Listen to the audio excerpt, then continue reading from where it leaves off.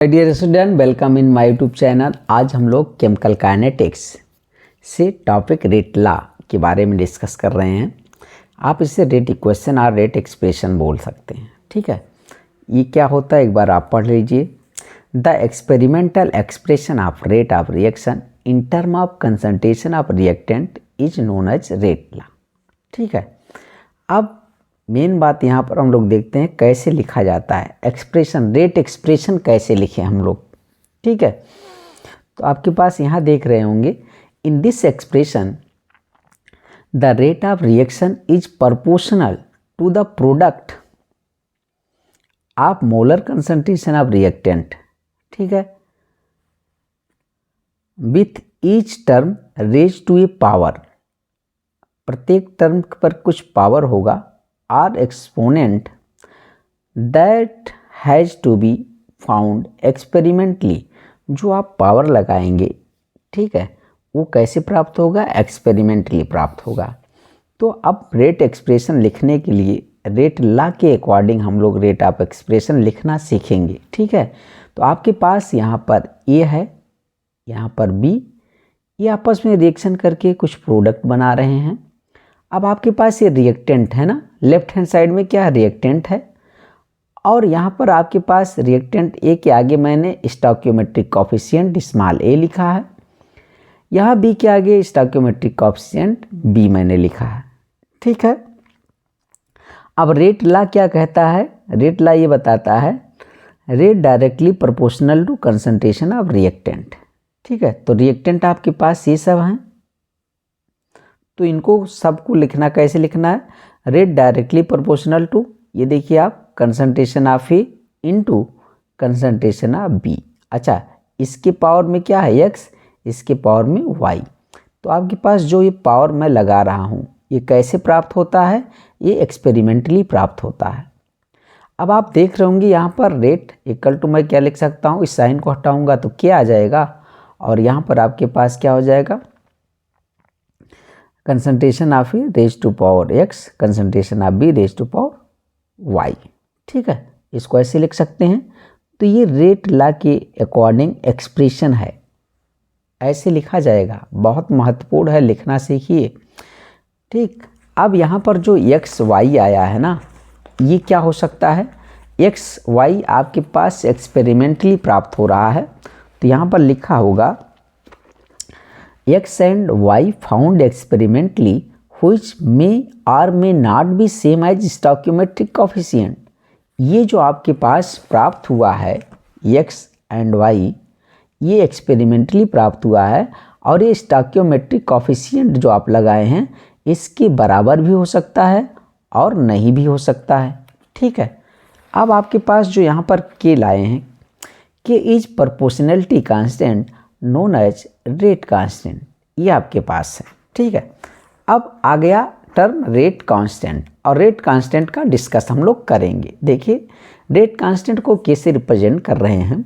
आपके पास यहाँ पर केमिकल रिएक्शन है, यहाँ पर ए बी रिएक्शन करके सी और डी बना रहे हैं।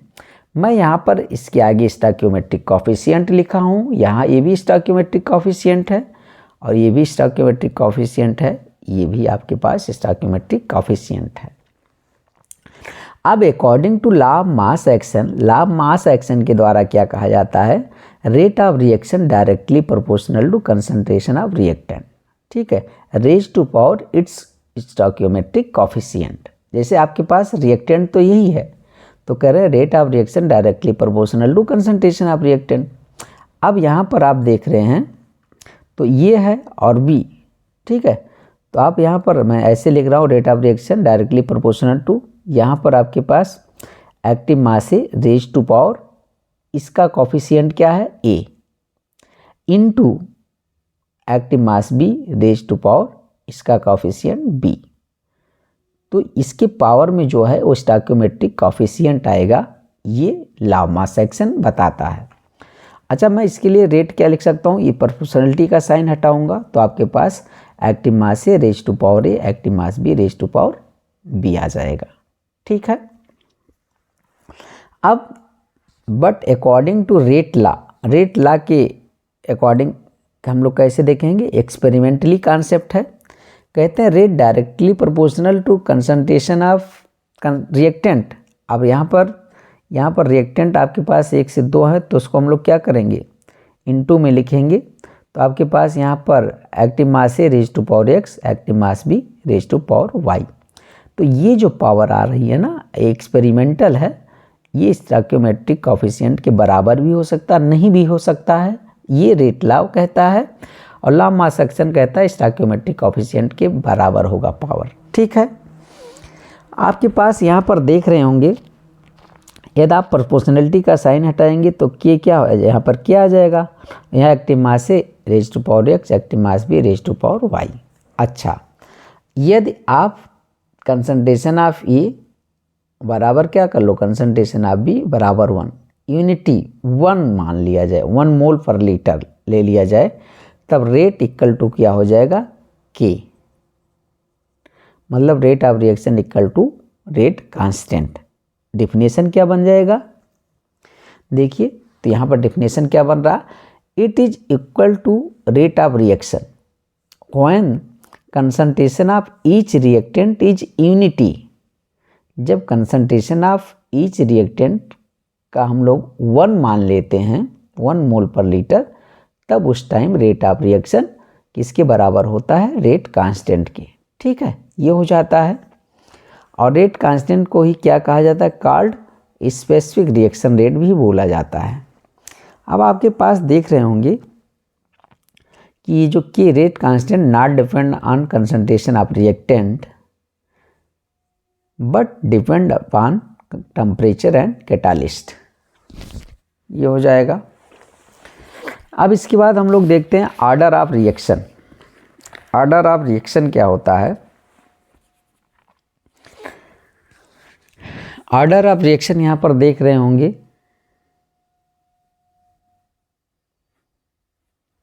तो द सम मतलब टोटल है, the sum of power of concentration of reactant in rate law expression. जो रेट लॉ एक्सप्रेशन आप लिखते हो, वो जो पावर में लगाते हो ना, उसका सम, उसको जोड़ना है, तो आपके पास वो क्या कहलाएगा, ऑर्डर ऑफ रिएक्शन कहलाएगा।